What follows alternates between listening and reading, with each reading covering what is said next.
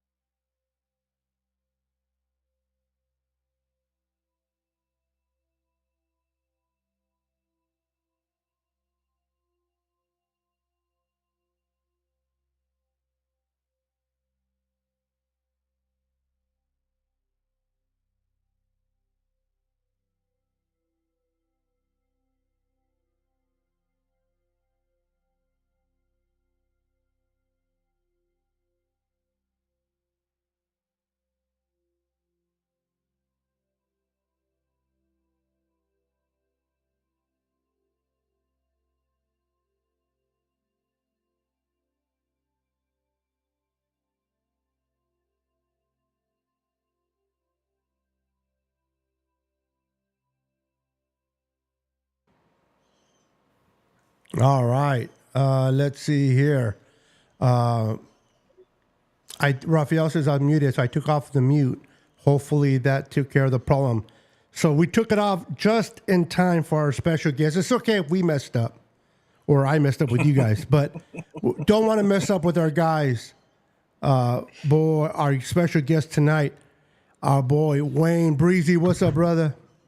What's going on, fellas? Listen, here's the funny thing, right?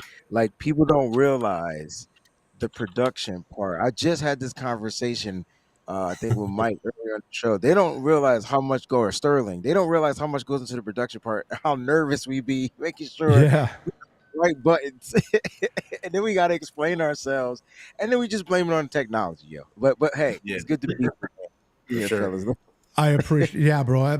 You got to press all these buttons. Sometimes you press the wrong one, and so when I did the intro, I forgot because I just created that intro because we didn't have one, so I added it on, and I forgot to take off the mute after it to set it automatically to be taken off. And I happened to look at the comments, and Raphael says, "Can't hear you." I'm like, "Oh crap!" It's all. Yeah, they'll let us know, and that's a good thing, man. Shout out Yes. to the As long as that's watching. as long as they Shout can out hear to us them. now. Can Yeah, everybody hear exactly. everybody tonight? You're on. Let's see. Let's see here. Give me a sec. Here we are all working. All right. Can you guys hear all of us? Yeah, it sounds like everybody can hear us now. I got my Instagram live going as well, and they say yeah. Okay. Perfect. Perfect. So, gentlemen, it's the off season. A little bit before the draft, we just went through and going through free agency. We brought in some players. Not of those big name players that a lot of people wanted. We didn't get a Javon Hargrave type of player, according to many faithful, but we did get some good, solid pieces to the roster, and we lost a few. I want to start with our guest, Wayne. So far, what do you think of the add-ons? And if we can start with Leonard Floyd, what's your thoughts on him, and what do you think he'll bring to the table? Yeah, I mean, I think the Niners definitely added on some good pieces. With the 22 free agents that they had going out, and with the re-signings and the new free agents that they brought in the trade, I think they got like 16 or 17 new acquisitions to the team. So they're retooling. But to start with Leonard Floyd, because that has to be the biggest signing, the Niners get themselves a pass rusher. And you know what? A lot of people are like, well, he's not a premier pass rusher, this, that, and the third. Well, we have the premier pass rusher. Now we're looking for that person that can be the perfect complement to the premier pass rusher. And so when you look at Leonard Floyd, you say, what are you going to get? Well, first thing you're going to get is consistency. One thing he likes to do, he knows how to get to the quarterback. And the second thing you're going to get from him is effort, right? Like high effort, right? He's not beating these guys one-on-ones. He just doesn't give up on a play. Is like a gnat, and he's going to find a way to get to the quarterback, find a way to make those tackles for losses and things like that. And the crazy thing is when you look at the way he was utilized in Buffalo last season, it's like they didn't even use him much, and he still produced 10.5 sacks. So imagine playing less than 50% or just at the 50% mark of the snaps on the season, and you still record 10.5 sacks. So I think the Niners are going to get them someone that can finish a play. And I think that's where they were struggling with last year, man. Listen, the pressures were there. We were up on the pressures, but we weren't finishing. And so I think the Niners got a really good, in my opinion, a premier pass rusher. I'm not comparing him to a guy like D Ford or a guy like Hassan Reddick, but you know what? When you get one of those type of defensive ends or outside linebackers, depending on which formation he's playing in, whether it's 3-4-4-3, however he chooses to line up, you're going to get some speed. And I think the Niners could use some speed out there on the edge, and this could be a good person. No one's talking about Robert Bill Jr.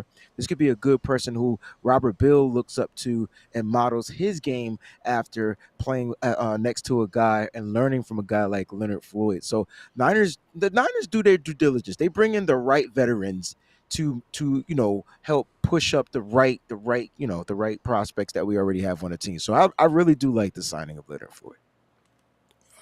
Yeah. So do I, man. I think this guy's going to bring a little bit of speed, kind of something we missed from the day of D4 before he got injured. I think he's going to bring that assistance to Bosa.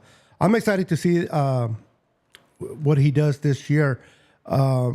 Pete, the departure of Mr. number 91, Eric Armstead, now a Jaguar. What's your thoughts on that, my friend? I mean, parting is such sweet sorrow. You know, the man has given the 49ers his all for, I mean, he had been a really reliable piece for a while. And then he went through a string of injuries, had a really tough time with his feet, and that plantar fasciitis is no joke. Any of us old folks know how that goes. But the reality is he's missed a lot of games the last couple of seasons, and it wasn't surprising to me that they tried to move off of him. I was surprised that it was this season because of the caponomics, but I mean, it is what it is. They chose to take the hit this year and focus on getting Ayuk, just to free up enough space to sign Ayuk and make their other free agent acquisitions, as well as sign their rookie class. They got a lot of picks. Who knows if they're going to use all of them, but you know how it is. But I think we're all going to miss the heart of Eric Armstead. He's huge in the community, all that stuff. And he was obviously a great teammate. His team, the roster just loved him. So obviously they're going to miss him, but at the same time, everybody knows we all got to move on at some point. So it is what it is. Exactly. And Brandon, we brought in a cat, Collins, I believe his last name, from Houston, to kind of take over Eric Armstead's spot. Have you done any little homework on him since we picked him up in free agency? What are your thoughts on him replacing Mr. 91? I have not done a little homework on him yet. Been busy with work, but I hear that he's actually a pretty good guy, especially on the inside. I heard he's he's pretty good in the run game as well. So be on the lookout for that, because during last season, especially during the playoffs, we were struggling in our run defense. So this should be a plus and a factor for our run defense to get help right there, especially in the interior. So I'm excited to see that for sure. Absolutely. And I'm fired up as well. Hopefully between him and Jordan Elliott that we brought in, for what I've heard of him, he's very good against the run. I think he was number 6, if I'm not mistaken, in the run rate. So we'll see what we can do with him. I know one of the areas we were getting gashed last year was in the run. So hopefully he can bring that extra element of stopping the run and help us uh, do what we do best on defense. Mr. Wayne Breezy, I've been watching your show for a long time, my friend. You are amazing. You know your football. You're very knowledgeable of the Niners. After all the draft, after all the free agents that we already signed, which other position do you think, from your perspective, that the Niners need to look at and bringing in before we move on to the draft? Yeah, I know a lot of people won't be, and thank you for those kind words and those compliments. A lot of people, a lot of faithful feel like this isn't a position that they need to address in free agency. But I still think that since the Niners have some money, I wouldn't mind them going out there getting a safety. And the reason why I'm saying that is you got Jair Brown going into his second year, and you got Hufunga, who's coming off of his ACL injury, entering the last year of his contract, and so you don't know how that's going to return. And then when you look at who you lost your two vets. All right, you're losing Logan Ryan in free agency, and you're losing Tashawn Gibson in free agency, and so I think that that's what the Niners are going to do. They're going to wait, and they're going to test out. They'll probably hit the draft. They'll probably draft the guy. But I think when you start to see these veterans still lingering around in free agency, I wouldn't be surprised if a guy like Simmons gets a call and they see what type of numbers they're working on. I mean, if there's a safety that you want on the San Francisco 49ers, it's Simmons. This doesn't change the play or the mindset of Hufanga and Brown, the young guys. But if you go out and get a guy like Simmons, it can change the way our defensive coordinator Nick Sorensen kind of utilizes players. Like, I wouldn't be surprised if we see big nickel. Now you got three safeties on the field. You could drop Hufanga into the box as a linebacker. You can use Jair in the box as a safety, and now you got your center fielder back there playing safety. And there's no one in this game other. Justin Simmons is a really good center field type of a safety who's still playing really high quality football. So I wouldn't be surprised if they go out there and they give him a call. But there's other guys available, other vets. But safety is a position I think they should still address in free agency, as well as tight end. And when you look at the tight ends, I feel like Ross Dwelly gets the call. Like, you know what I mean? Like, he's the Juwan Jennings of the tight ends for the San Francisco 49ers. They kept him around. Now he's tenured as far as like the amount of snaps he's played, the games he's started. I think they bring him back on a 1 year deal. And now you got your three veteran safeties. No one's talking about Jake Tongas and stuff like that. But now you have your veterans, and only two of them will probably make it. And then you kind of going to see what these young guys do. Cameron Latu's coming off the ACL injury as well. And so now you got to just see how the tight end room, but that room needs to be upgraded at least to help out George Kittle. You're losing a great blocker in Charlie Warner, who's now with the Atlanta Falcons. And so now you're saying, well, which one of these guys are going to be the good blocking tight end or whatever? So they might go a different route. I think I would like to see a lot of 12 personnel out there on the football field, two tight end sets. So we'll see. But tight end and safety are the two positions I think that they still will address in free agency. I like it. I like it. On the tight end note, what do you think about the two guys that we picked up last year? I know we haven't seen much of Mr. Drop the Ball, can't catch it and hold it. The two, do you think he still has a chance to prove something this year? You cold. But you know what? He ended up getting injured. They put him on season-ending IR. He didn't even, make the roster because of the injury. Okay, because of how things work out. Braden Willis was the one that got the bright spot. He ended up being making the roster, and he was actually utilized minimally in games. Right, like so. I don't know if these guys are going to progress into what Kyle Shanahan is looking for, but we'll see. But I there's some tight ends in this draft, and that's why I say you bring back Dwelly. I don't think Dwelly jeopardizes any of the young guns from developing. Then you bring in a dog, you bring in another tight end, and you make these guys come out here and have to really push to earn their spot. And so we'll see what Latu can do. Like, we're rooting for him. He did drop the ball a lot, so you're 100% correct. But toward the end of that preseason, he started catching the ball. They had one game with a couple of catches. So is he going to return from the injury healthy, good to go? We don't know. But they're there. Just same thing you could talk about defensively with the linebackers. D. Winters was the guy that got the call last year.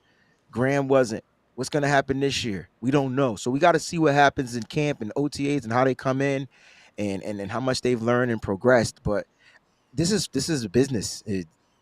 This is, you got to go out there and get the best players and make sure the best players are available and ready to go week in and week out. Absolutely. Hey, Brandon, you had a Beto, question? I have a question real quick. Breezy, I'm gonna ask you this question. I know we've been asking you a lot already, but I wanted to get your thoughts on this because you've been doing this a lot longer than any of us have and everything like that. But I kind of saw the other day that Mooney Ward was talking about the cornerback Davey, right? Tre'Davious White. Tre'Davious White. I wanted to get your thoughts on that, and could that be a possible signing that the Niners could do? Maybe. I mean, I want the faithful to realize that the Niners love veterans. Yeah. And they like the ones that, they kind of go after the ones where, it might be over with them. But look, if the Niners were willing to bring back a guy like Jason Verrett and give him multiple opportunities, I don't see them not trying to give a guy like Tre'Davious White an opportunity. Now, the issue is this: how much the Niners willing to pay? And so then Yeah, Tre'Davious exactly. White is like, well, I ain't playing for $2, but and so that's where the issue comes. Like, you know what I'm saying? Because listen, Tre'Davious White, when healthy, is a top 5 cornerback in the league. Top 10, if you want. Top, easy peasy, top guy. And so that's when healthy, though. He's coming off of 2 injuries. The Niners are going to use that to their favor. Listen, man, you coming off of, ACL, then your Achilles, or Achilles and ACL. I don't remember which the order, but you're coming off 2 injuries back to back. You're getting a little older. But listen, he comes in, he plays the Richard Sherman role like right away. Like he ain't got to do too much moving, laterally and all that type of stuff. He ain't got to do all that. He just got to make sure, keep his man in front of him, and bada boom, bada bing. So I wouldn't be surprised if the Niners don't entertain it. But the question is, does he want to play for the Niners? And if he does, is he willing to play for $2.50? Like that's the question. That's going to be tough. And I like what Mooney Ward is doing. I like he's recruiting. And when do you hear other cornerbacks, guys, recruit other cornerbacks? Like, that's crazy. Not I often. think that's kind of crazy, especially a cornerback that could possibly take your job. So for Mooney, he's super confident. He's about that competition, and I like it. Yeah. Thank you Go for ahead, that. Brandon. I'm doing all the background work. You go ahead and take the mic. All right. Okay, so here's another question. I'm gonna go to you, Pete, for this one, and then we'll go to Beto, and then we'll ask Breezy last. So past couple days, maybe I think it's only been 2. We've been seeing a lot of rumors and stuff, even though I don't think this is ever true at all. But the whole Brandon Ayuk possibly getting traded to the Steelers, and then we also had the Jaguars rumors as well. What was your guys' thoughts on that, and why is this kind of like coming out of nowhere, even though we know that Brandon Ayuk still has another year on his rookie contract, and we know for damn sure that the Niners are going to re-sign him. We know how this works and everything, but Pete, let me get your thoughts on that. Yeah, you just answered your own question. That's I mean, the reality is your this. thought process when you saw it. Yeah, the reality is this. He ain't going nowhere. Yeah, I mean, Pete. this is the thing that we go through every single off season. And we know as Niner fans that we just got to wait till right before training camp or right in training camp till our guys get signed. And that's just the way it goes. Niner fans need to, I mean, you may not like it, but just learn to love it. That's the way it goes. We go and keep our guy. We go and keep our guy. That's the Niners have shown that they are going to take care of their guys. I saw them even try to bring up old news in like what was I mean, it's so old I forgot dude's name. Like the defensive tackle we lost back in 2020. DeForest Buckner? Yeah, DeForest Buckner. So Yeah, like they tried to bring up DeForest Buckner from 4 or 5 years ago. Like that's old news. The 49ers take care of their people. And they are going, I think that Ayuk is going to be the guy going forward. I think that he is the best guy for Brock Purdy, I feel. And that's my opinion on it. But I mean, it's not this year that we should be looking for trades. I think it's going to be next year.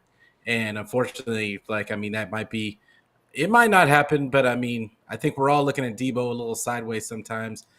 And that might be an issue next year, but I don't see anything happening this year. I think it's going to be the same thing as when Debo was trying to get his deal. We're probably going to hear some ratchet news from his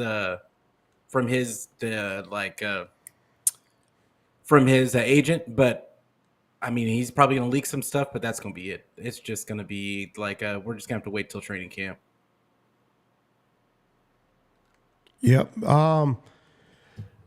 We go through this mostly every offseason when there's a big player that is contracts coming up and we have to extend, and a lot of the Niner faithful get worried and they get upset and they get scared, and the trade talks start talking, and the player wants to be traded, and this. We know the receivers, for whatever reason, they love to be divas more than any other positions. The Niners have shown in history that if they love a player and they covet that player, they will do whatever it takes to get them signed. They done it with Kittle. They did it with Fred Warner. They did it with Debo. Debo was out the door. Debo was moving towards Carolina, and because he's closer to home, and oh my God, what's going to happen? And everybody was attentive at the draft because they thought we were going to, and we signed him. Bosa, biggest contract in history of the San Francisco 49ers since they came into the NFL, given out to Bosa, and they took care of that. Took a little longer than we wanted to, but he started week 1 of the 2023 season. Brandon Ayuk is going to be no different. The Niners love him. They drafted him. He's their pick. They develop him. They love his skill set. They love what they bring. They're going to get it done. But it's traditional with the Niners. They don't do anything till early August or late August. So if you're expecting the contract to be extended before August, you're just going to drive yourself nuts. It happens with every big contract. It takes place in August. Be patient. If the season starts and he's not signed, then you can turn on your alarm bells and whatever it is that you have. But until then, relax, chill. The Niners have showed it plenty with history that they sign those players they love. I think for me, what makes it a little nerve-wracking is a couple things. Okay. Right? And I got to play devil advocate here because we're talking about a football player that wants to play football, that wants the football, and not one of y'all mentioned that. And I don't know. Something about that Super Bowl and that exit interview, and something ain't sitting right with me. And so I don't know if Brandon Ayuk wants to be here. Now, I'm not saying he doesn't, but from that exit interview, his body language, the tears, it was just weird, right? And we've seen wide receivers cry, we see Debo cry, we've seen it, but not in an interview. And something wasn't right. And I felt like for the first time, like Kyle Shanahan, Brandon Ayuk, like that, they just weren't on the same page. So I'm a little curious because of those antics and what got put out very early about him not wanting to be here. I'm wondering if that starts to creep back up. Now, I agree with you. The Niners handled the stuff the way that they handled the stuff, and it's that August. But I'm hoping that they don't wait because it's only for the 49ers, it's only going to get worse as far as what they're going to have to pay him. Because when you look at Brandon Ayuk and you say to yourself, is he a top 5 receiver in the NFL? And some might say no. Some may say he's not. And that's fine. But that's not what his stats say. His stats says he's back-to-back 1,000-yard guy, and this is going to be his first contract, and he's going to get paid a top-tier amount of money. And don't look at the big number. Look at the guaranteed number. Debo's $56.3 million guaranteed. And if Brandon Ayuk is the top number 1 wide receiver first round pick, that number's got to exceed 56. And so I'm thinking Ayuk is going to be in that almost 57 to 60 guaranteed. And now I don't know if the Niners want to do that. Like, all right, you got You got a bunch of money guaranteed to Debo for the next couple of years, and now you're trying to guarantee this big sum of money to two wide receivers. I just don't see teams typically doing that. I'm not saying that the Niners won't. I'm just playing devil's advocate here, just giving you Mm-hmm. like the figures and things like that. Because I know, hear me out. I know he wants to make more than 41 million. That's what you call it just got over in Jerry Cleveland. Judy, yeah. Yep, that's what he Mm-hmm. got guaranteed. And I know he wants to make more than 50 million. And that's what the dude from the Jags that just got signed, Calvin Ridley. Yeah. That's getting. Yeah. And his own teammates getting 56. So it's gonna make it difficult, but I don't think the Niners are going to trade him unless they really just get blown away from an offer. So we gotta keep it open. Like I don't think these things we're hearing are rumors. We got to Mm-hmm. stop calling them rumors. These aren't rumors. These are probably true. These are true stories. Like teams are calling. Teams always call the 49ers. Hey man, what you want for that dude?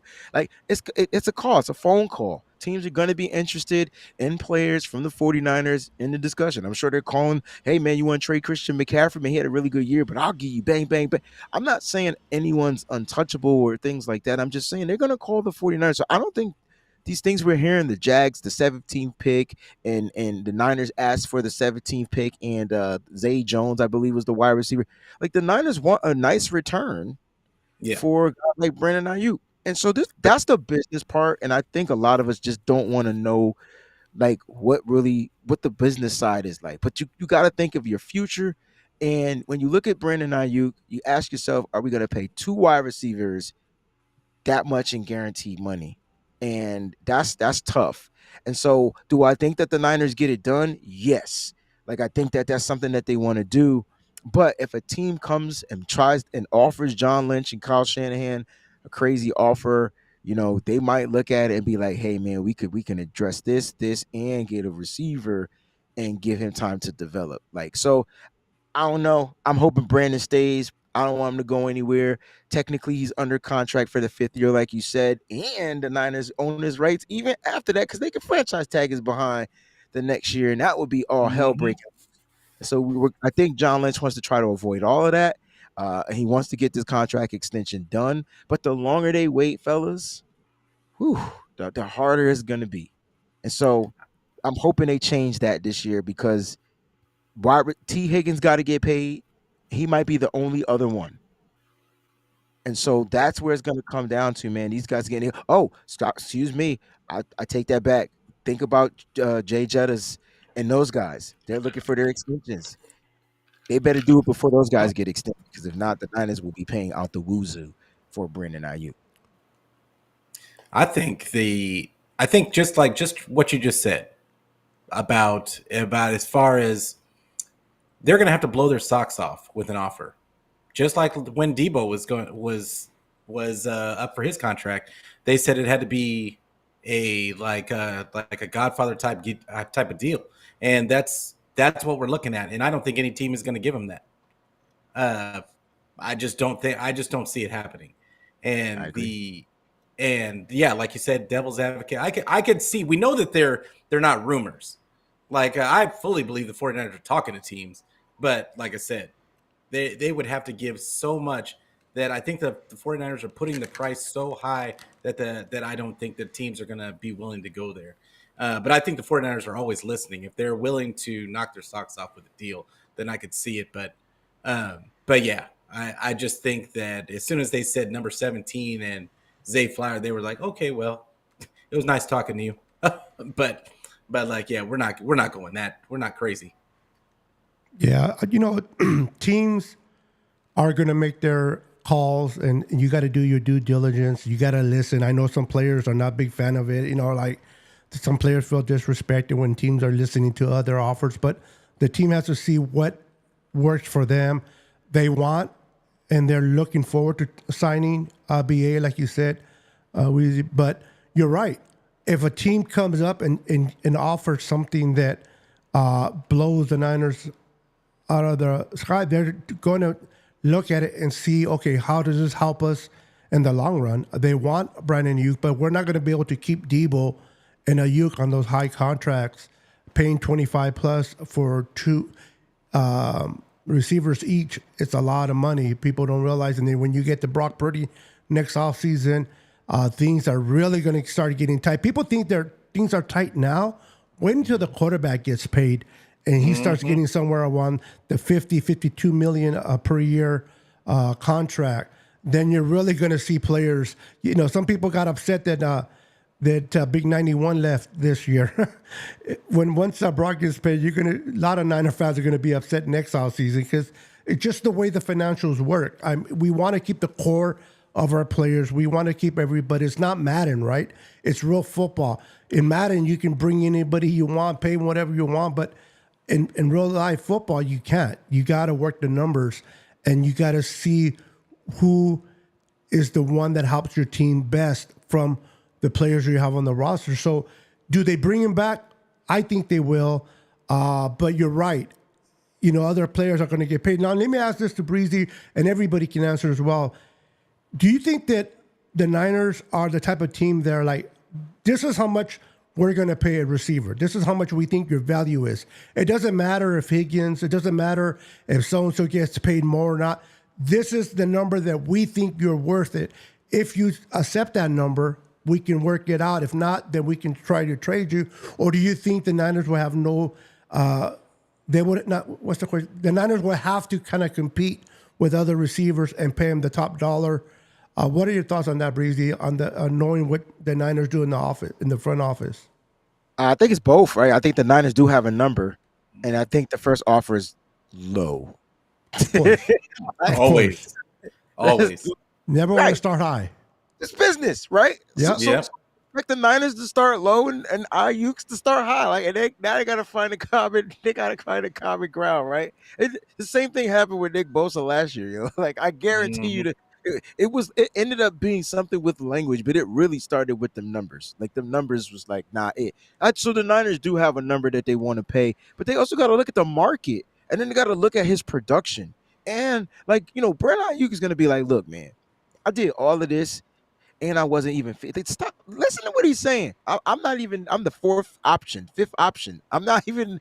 I'm the best receiver, but I'm still not the option number one. And so like, he's gonna probably try to put that in there. Kyle's gonna be like, well, you're not even the first option. So you gotta like, it's gonna be tough. It's gonna be weird. I'm telling you. And that Super Bowl, I know people don't want to put too much into that. I'm telling you. Ayuk is feeling some type of way. Now, maybe he's over it now, which is great. Maybe he's over that, but I'm telling you, he wants the ball, and you got to give him the ball, right? And think about it. Let's say they do it. Let's say they do the deal. They do the deal. He gets paid, and he still don't get the ball. Like, aren't the fans gonna be pissed off because everybody mad at Debo and his production? Like, if Ayuk don't ball out to what his contract says, like that, I'm just saying, like it's a weird situation, but. I just think that they just need to go ahead and get the goddamn deal done because there's them young stars, Jamar Chase and Justin Jefferson.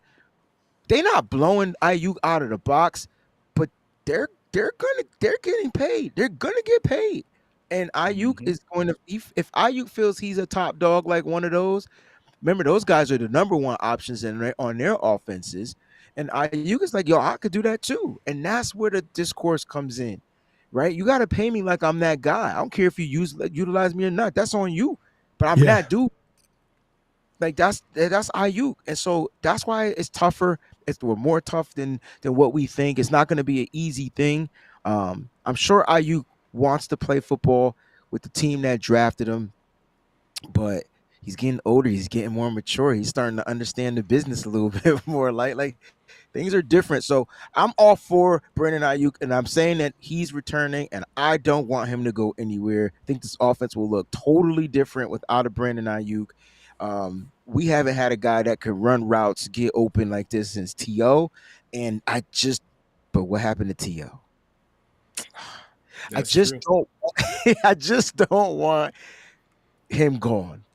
But I understand. I'm preparing myself just in case it happens. That way I understand it. I do. I don't want him gone, but I would understand if he's doing it, if he's gone. I think that we as fans get a little caught up in the player versus the organization, and when it comes to these negotiations, like Breezy said, it's business. And do a majority of these players do the negotiating, or is it their agent that does the negotiating? Their agent is also the agent of usually of multiple other players in the league. So yeah, of course, his agent is going to want him to get a benchmark deal because that drives his price up. And also, but it doesn't always, even though it looks like on paper, oh, they got this astronomical deal, they can usually structure it in a way to where it's a lot of funny money and that they can restructure down the road and still get him paid, and turn it into signing bonuses. So it's not about necessarily what he's guaranteed right now. He's going to get his guaranteed dollar. There's, like you said, Breezy, it's going to be probably over 50 and probably closer to that 56 range. In my mind, it's got to be as much as Debo. But at the same time, I don't think he's going to get what Jetta's getting. I don't think he's going to get what Jamar Chase is going to get. I just don't. I think he's going to get kind of in the middle a little bit, just not necessarily because of production, but just because we still haven't seen the top of Ayuk yet. And exactly everything that he can do. And I think some teams don't exactly know everything that Ayuk can do because he hasn't been the number one option. But even not being the number one option, he's getting 1,300 yards and so many touchdowns. So I do know he's gonna get broke off, but yeah, I still think the 49ers are gonna find a way to get it done. It's gonna look great when they put it on Twitter. It's gonna look great, and then when we break it down, I got a feeling there's gonna be some void years in there. Absolutely. Yeah. Niners way. Yep. Well, like what Breezy said too is we don't know if they're gonna want two receivers with big contracts like that. So that brings me to the question to where do we see a Debo trade next season type of thing? It's a possibility, yo. You know, for me, I just want this team back so they could run it back. I'm not even looking in 2025, but there is a strong possibility where it doesn't hit the Niners cap like it would hit it this year. And if they did trade Debo, it would have to be post June 1st, and they still gonna get hit.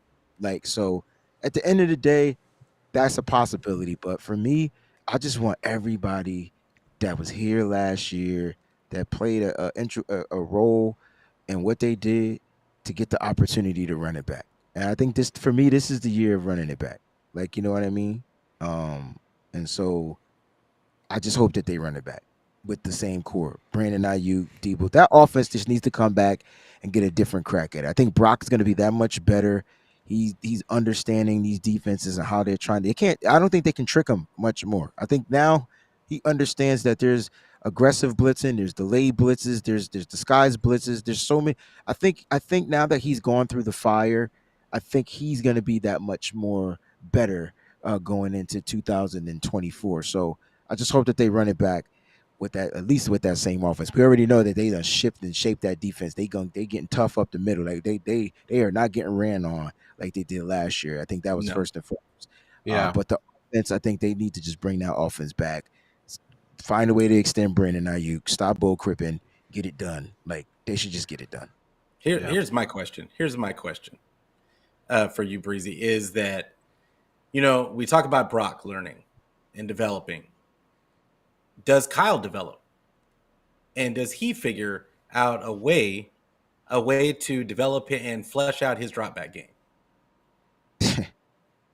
Really? It's it's not even about Kyle developing. It's about him just letting go and letting take the training wheels off this kid and let him play football. I mean, you got a kid like Brock Purdy. They drafted him. He came in, he blew the doors off this organization. He blew the doors off of his coaches. And you can say they got lucky. I'm cool with that. Sometimes luck is good, right? Sometimes it's good to be lucky. And when you look at his rookie year, due to an unfortunate missed block, not a missed block, but everybody getting beat by Hassan Reddick. But just because of that, like that took out the opportunity of them even getting the Super Bowl that year. But then the next year, he comes in with off of an injury, with no off season, no camp, no nothing, and that team's in the Super Bowl. So I don't know what Kyle needs to do other than to just let his players, especially the quarterback, be him. I think we saw trust, and I don't know if you guys saw this, but I felt like Brock did something and Kyle stopped trusting him. And it was weird because you get to the playoffs, if Brock don't make certain plays, we don't win those games. And then you get to the Super Bowl, and then it's like, do this. Huh? What? What's going on here? I think Kyle just got tight. That's my point. Like, I think the trust stopped. I don't know, man. Kyle got some serious issues that he need to work out within himself. Because being a good leader is also being a good follower and a listener and things like that. And Kyle has to listen. And I'm hoping I'm hoping a guy like Brandon Staley knows the language of Kyle Shanahan. Because Kyle, that checks and balance, that needs to happen. I mean, I watched Mike Shanahan struggle too. Like as a head coach. I mean, he did win a couple of Super Bowls, but he struggled because he thought he knew everything. And so I think Kyle, he got the right pieces, he got the right coaches. I'm hoping Brandon Staley is that check and balance so that Kyle can just have that extra brain. You guys are creators, right? You could create on your own, right? But isn't it cool when you have a meeting and you bounce ideas off of one another and you be like, yeah, I was thinking that shit. No, we can do that. That's what Kyle needs. Like, you know what I'm saying? And so I'm hoping that's the staff he has this year, because I don't think it's necessarily the players. I think the players continue to progress and get better. As far as Kyle Shanahan, dude is a genius. I just think he just sometimes he just overanalyzes things, and you need somebody just to tell him to shut up. Shut up. Say it, but that's the word. But who does? Nobody tells him. That's the problem. You got a guy like Brandon Staley, who I think there's some type of level of respect. They kind of close in age, and so it ain't no pop or granddad in there. No disrespect. I'm just saying these guys may speak the same language, because who was cool. Like before Mike McDaniel got hired, I felt like Mike was the guy to tell Kyle to shut up. We ain't hear it. We ain't look at it that way. But I bet you Mike McDaniel said, Kyle, I'm running the run game. Leave me the F alone. We're going to run it here. This is what we're going to do. And that's what we're missing. And that is what I think. I know we don't want Brandon Staley on the offensive side, but I'm hoping Kyle allows somebody to just check, the T's and cross the T's and dot the I's. Like, you know what I mean? So if Kyle is open to do for something like that, I think we'll be just fine, because I think that's where it comes down to, because these players are really good, man. And sometimes we hold them back. Like Kyle holds them back. Like, and he's got to stop. He's got to let them rip. I agree. Sometimes you just got to let players be the best roster in the league, and just go out there and just beat the other team in submission. And and the 49ers have had the best roster in the league for the last 2-3 seasons now. Yeah. And it just, to me, it makes no sense. I completely 100% agree with you. And we've been saying it for weeks and probably months on our show, that, Kyle just, hey, bro, we I understand, you want to show off your toy and Brock Purdy. He's a grown man and all, but I mean, you want to show him off, but at the end of the day, dog, if it's best to run the ball down this team's throat, how about we just do that and get through this game and get out of here with this dub? One of the things that I like about Sean McVay, he has no problem playing a lot of the rookies, playing a lot of the players, and Kyle has a thing with rookies.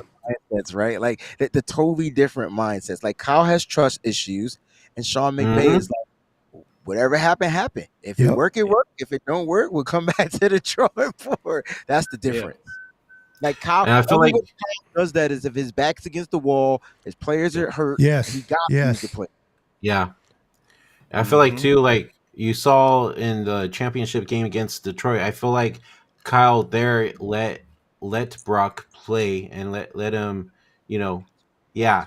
And come Super Bowl, we were up 10 points, but he was very conservative with Brock, and we didn't see the same plays that were being made in the Lions game in the Super Bowl. So I mean, like what does it have to take to let have Kyle say like, okay, I'm gonna let my boys play. Like I can't keep doing this shit. I mean, I've already lost 3 fucking Super Bowls.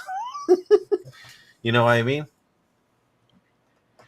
At some point, Well, he lost 2, but yeah, he lost. Well, you could say he lost the Atlanta. Super Bowl. People blame him on the Atlanta Super Bowl. is that really on him though? You got a 25. It comes back to not running the ball. Run the ball. But the defense gave how many points? I mean, the defense. The I coordinator. get it. You're But 100% keep them off the field with the run. They couldn't stop the run. Well, To be fair to Kyle, his running backs were hurt. Yeah. And so who was his running backs? Freeman and Coleman. They were beat up. And so Kyle had the MVP. So Kyle was thinking all the MVP got to do is dink and dunk and keep the short pass game, the bootleg options that we love, we don't see much of. He just thought that was, and on one of them plays, I can't remember the linebacker or the defensive end that intercepted the pass. That was the downfall. So yeah, the defense did play a factor, but I think the reason why the blame goes on Kyle is because he didn't blow the lead, but he couldn't add on to the lead. like you know what I mean? Like he couldn't give more. Like it would have been different if Kyle still was scoring. Like the offense continued to score, but they couldn't run the ball anymore. They couldn't move the ball. They couldn't move the ball. They couldn't. That's the thing. They couldn't even move the ball and get some first down. But we've seen that with Kyle and our 2 Super Bowls. We're up by 10, up by 11, up. We're just up. It don't matter. We're up. But we blame Jimmy. We blame Jimmy, and we blame It was Jimmy though. whoever's in there. We do blame the players, and the reason why we do it is because they don't execute the plays. Exactly. But the philosophy of the game is like, yo, Kyle, let me get away from Kyle. Let's go back to hardball. Let's go to hardball. We remember that Super Bowl too, right? Oh Yep. Why the fuck are you throwing the ball? Why are you throwing 4 fade routes at the 5-6 yard line, bro? Like Yep, when you have Frank Gore, man. what to get to the one? And you don't even like throwing the ball. You don't even like throwing the ball. Just like make Harbaugh it, has one of the worst passing games of all time as a Niner. Pete, make that make sense to me. I can't Yeah. get it. Why do the Niners choke in the Super Bowls? Like, why are we choking off the one thing that got us here? Yep. It's running the ball. Jim wanted to run the ball. Kyle wants to run the ball because it sets up the play action pass. You got these quarterbacks that are really good in play action pass, and we don't run the ball successfully. I don't care if Christian McCaffrey get blown up for a tackle for a loss. Rotate the damn running backs and run the ball. You can run outside zone. You can run inside. There's no reason to not run the ball. And it comes back and bites you in the butt. Yep. That's what happens. And that's what happened in our Super Bowl. You got a healthy Elijah Mitchell. You have a healthy Jordan Mason. They can run between the tackles, and even though you're still trying to give it to McCaffrey, McCaffrey's great, but you got to move the ball with the other players. And that's one of the things that Achilles heels that I don't like about Kyle. Kyle's too damn stubborn. He wants to do it his way. I say this all the time. I like him as a coordinator, but the fact that he has to be a head coach to be the coordinator for the Niners, I'll take it. But I think he's better suited as a coordinator than he is as a head coach. He needs someone with authority to keep him in check. And right now he has all the hands on deck on control. So, and Jed York is too sissy to say anything to him. where do you think Jed York needs to step up and say, hey, enough is enough. You've been doing things your way and it hasn't worked. You got to change some areas. You got to play these young players. Why even draft if you don't play these young kids? Jed York ain't saying nothing. Just so we know. Just so Yeah, we're that's clear. true. Jed York Not at ain't all. saying nothing. He Just said, does- please keep those checks coming. And That's it. like It's a and like business for him. please keep I filling hear those seats. Give me those two playoff games. Like that was Fans that don't was realize that, nice Pete. revenue. For Jed, you're right. It's about the money, the revenue that is coming in. Yes, he wants to win a Super Bowl, of course. And he wants to win a Super Bowl because that more money comes in. But it's all a money factor. It's not like we are emotionally involved. He is involved because of the revenue that he keeps getting from all the fan bases and all the $20 beers they sell. That whole stadium's expensive, and the only thing that should work Yeah. is the internet. That shit. At the end of the day, like I don't want Jed York in anything that has to do with football. I'm sorry, Mhm. but Preach on it. but I just feel like he trusts Kyle, he trusts John, and they gotta get over the hump. And so That's it. they're doing it though. Like listen, Mhm. I'm gonna give Kyle and John credit because look at what they did. They came in to this organization with a shitty roster and a bunch Yeah. of money they had to spend Preach on it, free, bro. right? And after year one, they got some high price free agents. They gone. The only one that's still here is Juice. Let's just keep it a buck. Juiced. They move on from some of the bulky picks. They traded DeForest Buckner and they started to try to build their own regime. They screw up their first year in the draft. Well, I wouldn't say they screwed up, but they didn't hit on the first round picks No. first year of the draft. But they did nail a couple of picks in 2017. They got at least one right. And then 2018, they got at least one right. And so like the Niners are they finally built the infrastructure on how to draft, right? Look at what they did. They're paying how many players in the top 51 like Mhm. that amount of money, right? They make the necessary trades when they need to. This is all GM. This is all from they're doing a good job. And The then they culture. right, and then they build the culture. And I Yep. think that's key. They bring in the right veterans to help these young kids. And so when we say why don't they play the young kids, it's because they don't have to play the young kids. They have the old kids still here. But Yep. they're hoping that these young kids see what the old kids are doing and like make the smooth transition when the older kids are out, or if an older kid gets injured, or you know what I'm saying, if they have to let an older kid Mhm. go do cap relief or whatever. And that's when the young kids got to be ready to step up. But I think that they've starting to really understand how to scout, how to draft, all that stuff. And you know, now that now that I go to these senior bowls and I talk, I really understand what the Niners were trying to do and what they're currently doing, and they are building they're working on building this legacy, and you know it starts with the QB, and so I think they got lucky on Brock, and now they're going to try to win a Super Bowl with Brock. He got what was this? This is his second to last year on his contract, right? It's Or his is next third. year? So he is third year. Next year, after next year, he'll be re-upped, Thank I think. Got you. Next So offseason, yeah. yeah, next offseason. So now we're talking big money contracts. So the Niners, they have to get it done now as far as their Super Bowl because you're going to start to see a lot of them top tier guys go, but they know how to draft. So the way they draft is they're looking for kind of similar traits to the guys they already have. And so that's just plug and play for Kyle Shanahan's system. And so we just got to kind of, we could talk our trash, we can criticize them. At the end of the day, we just got to kind of sit back, kick off our shoes and just relax and just wait to see it come to fruition. Because I know a lot of us want certain things done. I think they can upgrade on the offensive line, but now I'm going to trust them to do it in the draft. They ain't did it before. They never done it before. I'm going to trust them to do it now. This is the year of the offensive line, and this draft right here, offensive line, 100%. They can I literally hope so. update. I hope so too. They got to pick the I right hope so. players, man. That's what it comes down to. They got to get their right players. So we'll see what happens, man. We'll I see hope what they happens. don't wait. I hope they don't wait till the 4th and 5th round like they did getting Burford and Nick Sakel.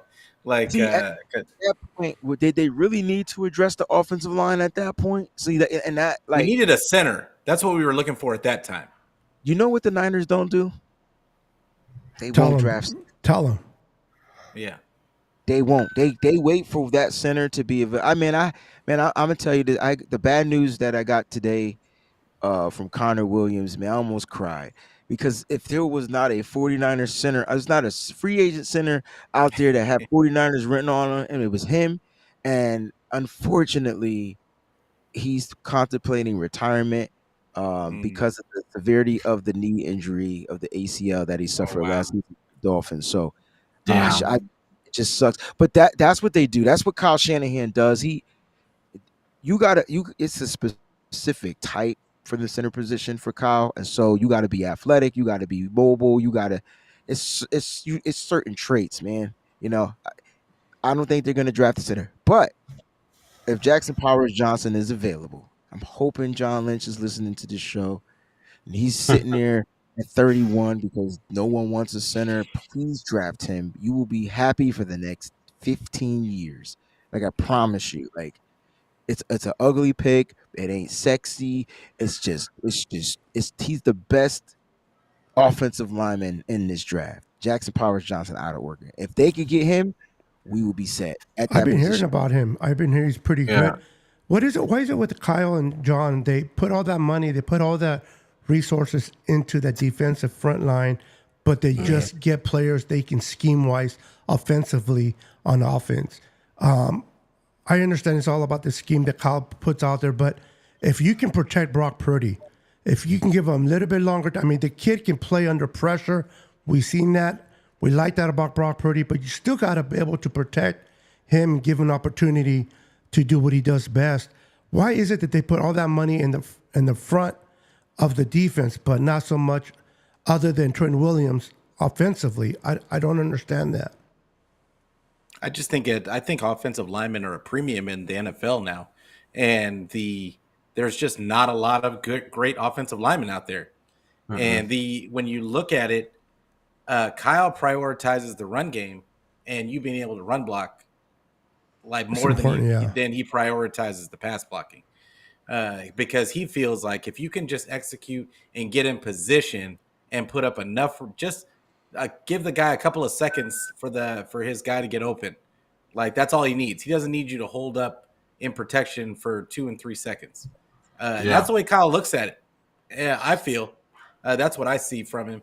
But I just look at Kyle and I love Kyle to death. I think Kyle is the coach for this team. I think that he can absolutely be the coach for years and years and years of this squad. I love the culture that him and John Lynch have built.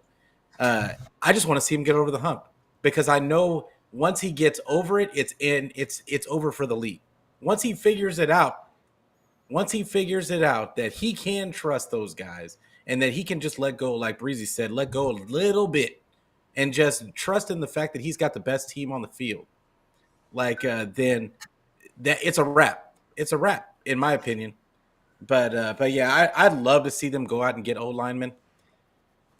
I just know that the 49ers don't ever draft the way we want them to draft. So Yeah. Were you not surprised? I honestly, like, as much as we want an O lineman, especially at 31, he gonna get a running back. I don't think any of us will be surprised that we're gonna get a defensive tackle or DN. Yeah. It's just is what it is. It's what it is. But Breezy, real quick, I know we're a month and a half away from the Super Bowl now, but I kind of wanted to get your thought on, do you feel like the Niners, they didn't like lose that game, they gave that game away? Do you feel like that? Yeah. I don't like to discredit the other teams, but my mantra last year is the only way we lose is if we beat ourselves. Yeah. Mm-hmm. So take that however you want it. Like, you know what I mean? A muffed punt, a fumble Just in take the red zone. I'm just like saying. all these other things, that sounds to me like we gave it away. Yeah. That was hard, bro. When the ball hit, what's the name? Because- The two in the backward, Luder, whatever his name is. That was, man, my heart just came out of my chest. They have not scored at all. They were not even moving the ball until that point. Talk about a Can we not Niners relive can't it? catch a down break. No, we will relive it, Free but I agency. just Can we wanted to talk get about free Breeze's agency? thoughts on that. Not breaks, man.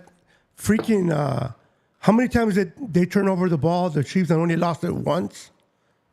That's ridiculous. In the playoffs, they turned it over 8 times and then were they you didn't there, lose it Breezy? once. I was in Did you Vegas. go? I didn't attend the game, but I was out there in Vegas. Yeah, it was. I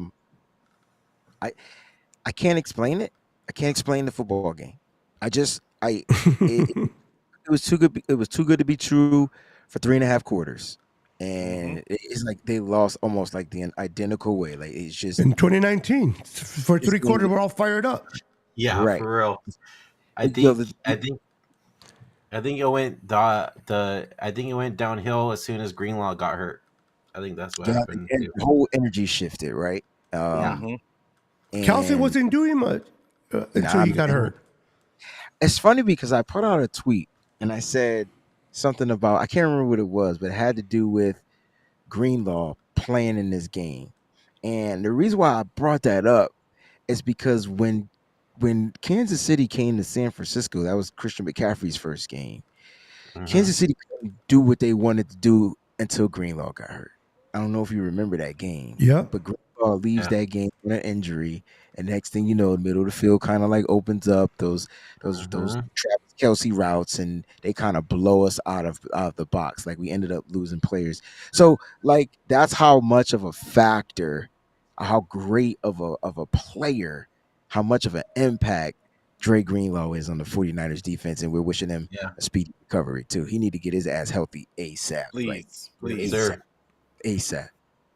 Yeah. The guys need, I mean, I love Fred Warner. I love what he does in the middle, but people don't realize, like you said, Breezy, how important Greenlaw is and what he does for this defense for us. For real. Needs to get healthy. Prayers and best wishes for him. Real quick, the gentleman that we picked up from the Packers, Devontae Campbell. compared to Mr. I don't want to play for the Niners and went to the Dallas Kendricks.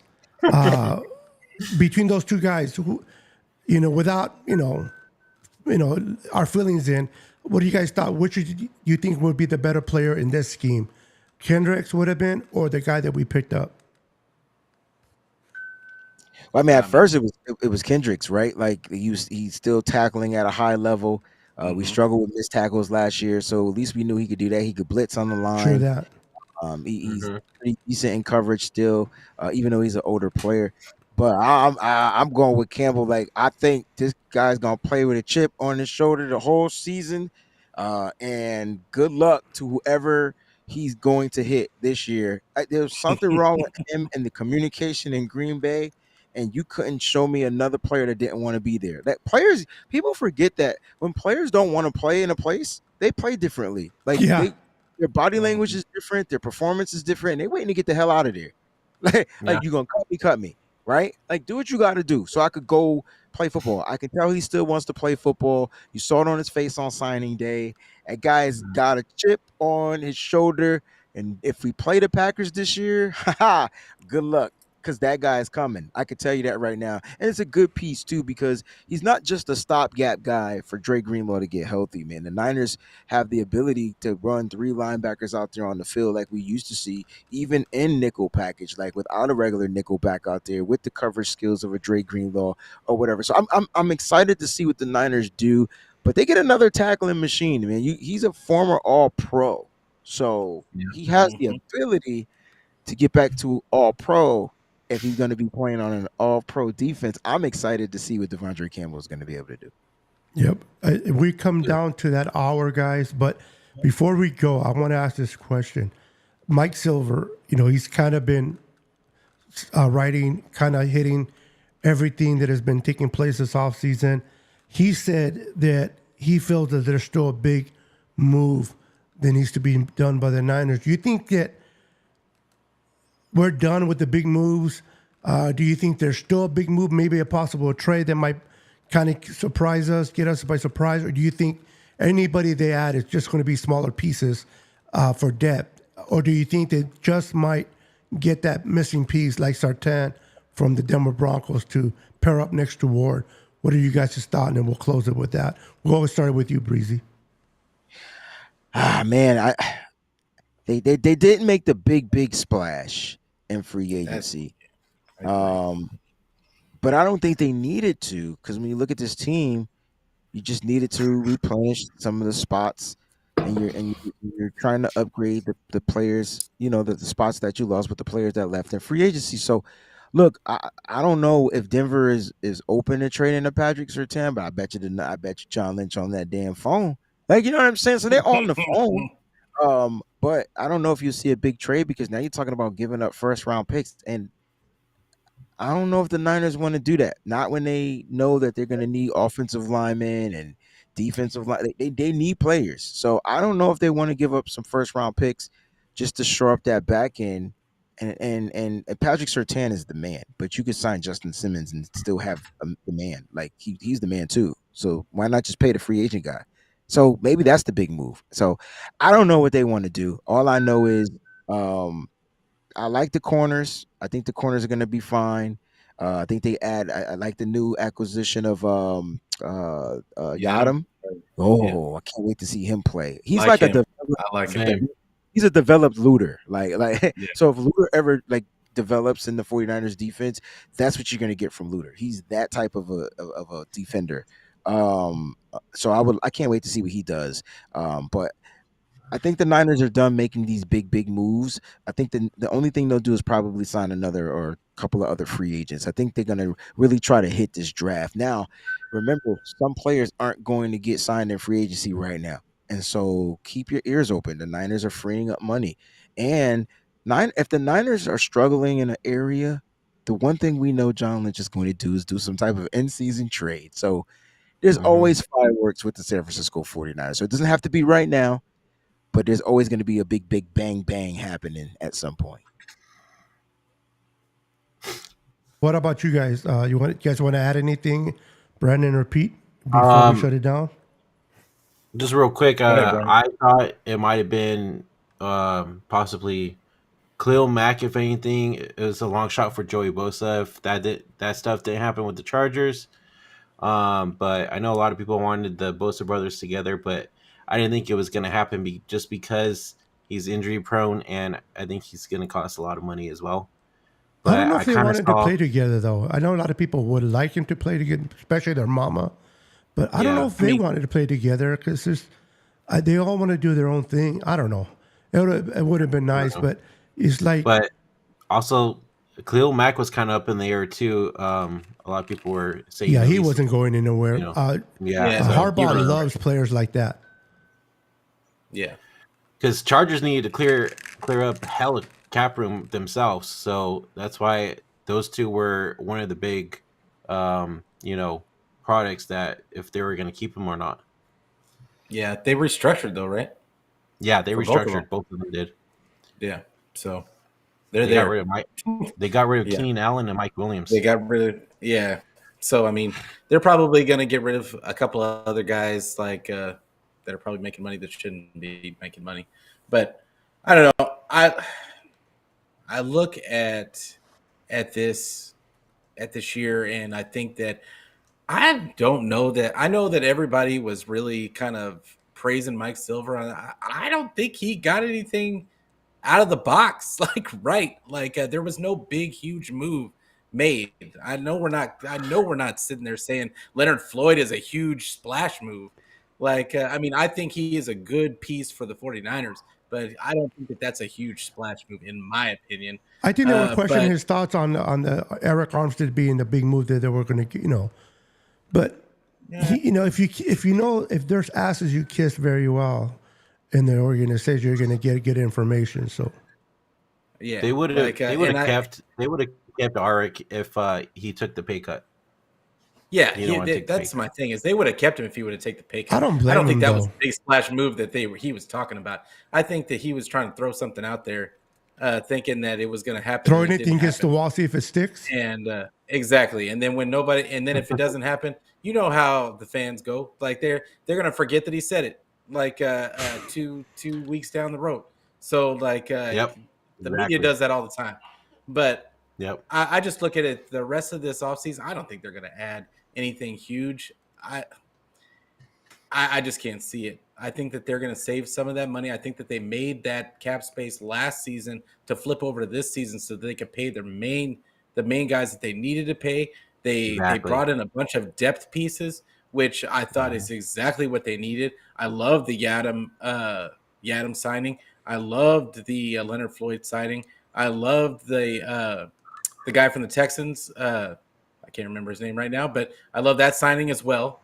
And I think that if they can go into this draft with the thought process that, hey, this is a draft that we need to get the best players available and start building around those best players available because our guys are getting older. We're now the oldest team in the league. And yeah, just go into the draft with that mindset. I think that's what they did with this free agency period. They set themselves up to be able to do that. And I think the 49er fans could be a little bit disappointed in the draft because I know we all want offensive linemen. I'm just not confident that the 49ers are ever going to do what we want them to do.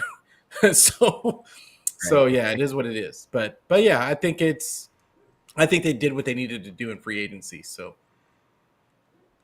Cool. Before we go, Wayne Breezy, anything you got going on your channel, bro? Let everybody know how they can find you.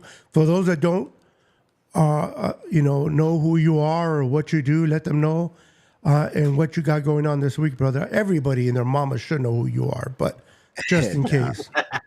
Look, so I do my weekly shows, the Wayne Breezy Show, Monday, Wednesday, Fridays, and that's at 1 p.m. Eastern Standard Time. And then there's the BAM Show, the Breezy and Mike Show. That's daily, every day, 4 p.m. Eastern Standard Time. And then there'll be some other specialty shows. I mean, it's the off season, so kind of going to take a little break or whatever, and do some features, bring some people on, get some of you guys on the show so we can talk Niners.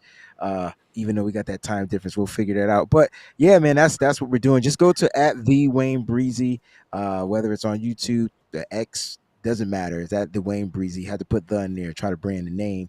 But I appreciate you guys, man. Thank you guys for having me on, Beto, and I appreciate this. We definitely appreciate you, bro, and everything you do. Brandon, what do you got on your channel? And then we'll finish it off with Mr. Pete. Nothing as of now. Trying to talk to the guys, see if they ¿Cómo que if they wanna- chingados nothing? What do you mean nothing? It's nothing, mijo. What do you want? Until next Tuesday, and when we're back here for the Boyz podcast, I'm trying to get Christian and Dion and Anshul to try to get back on it and talk some football, but we'll see. I don't know, but we'll be back here again next Tuesday. well, so Niner Fanatic podcast will be on this Thursday for sure. Whether it's just me or not, but y'all get used to this face. And but I will be on at 6:30 Pacific time. I always say Pacific time, even though I'm Central, but regardless, Pacific time. Make sure that you tell a friend to tell a friend so we can be friends every day, every week. And as well as, I'm on YouTube, I am on Twitter, I'm on Facebook, I am on anywhere where you can get, even if you don't like looking at my face, you can always catch the audio version. So I don't care where you get it, just get it. Yeah, Dang, me too. All your things are popping up over your head, bro. That Woo, you're look at thinking that. them and they're popping up. Get mine too. Get mine real quick. Get mine real quick. Repeat your question again there, Brandon. Let me show you just your one channel. Just kidding. What do you mean my one channel? I'm on TikTok. I'm on Instagram. I'm on X. Kidding. I'm on You gotta Facebook. make it flow. You gotta make it flow. I got the whole 9 yards. Okay, so make sure you guys go hit that follow button. Make sure you hit that like and subscribe button on YouTube for Faithful Podcast. Twitter is FFPod49. TikTok for Football Podcast, Facebook, and Instagram. Be sure to hit that like, subscribe button. We are almost at 1,000 subscribers on YouTube, so please hit that sub, and we'll try to do a giveaway. Me and Beto will get together and figure something out. He can help me out. But yeah, for that. Hell yeah! That's what I'm talking about. Brandon. Oh yeah, and if you don't want to look at this mug either, we're also on audio portion, Spotify, iHeartRadio, Apple Podcasts, Google Podcasts, wherever you want to listen. Isn't that to where you it, have on your way most to work, on following? your way home, whatever. We're there. Isn't that when you have your most following on the podcast? You know, I'm just about had it. With you. You know I love you. Wayne Breezie, once again, bro, thank you for accepting Brandon's invitation to come to our channel. Much love and respect for you. I love what you and Mike do over there. I don't comment much, but I definitely, if I don't watch it live, I'm always catching it on the replay. I stay up all night. You know, I'm retired, so I sleep during the day, and at night I'm watching you and Mike go at it and do your thing. And I love how you guys bring the energy, man. Mike can definitely, if you're down, Mike can get you going, bro. I seen it as like, and it's like, Yeah. Mike, but I'm telling you. And He pushed he pushes it, but you guys make an awesome team. Thank you guys for what you do. Thank you for stopping by, brother. Truly appreciate Yeah, we it. appreciate it, Wayne.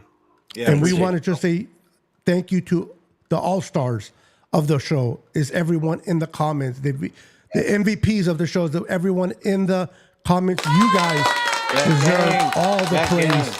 Because without you, we're just talking amongst ourselves. You guys is what makes this show. Thank you for coming on. Thank you for those that came to support Wayne Breezie. Thank you for stopping by. Love you guys. Have a wonderful evening. And remember, we come on every Tuesday at 6:30 Pacific Standard Time here on YouTube and every channel that you follow us on. Go ahead, Brandon. Send us out. All right. With that being said, cheers to the off season. We're almost to draft time, and until next time, guys, go Niners. Go Peace. Go Niners. Niners. Bang, bang, Niner gang. 10, 9, 8, 7, 6, 5, 4, 3, 2, 1, 0.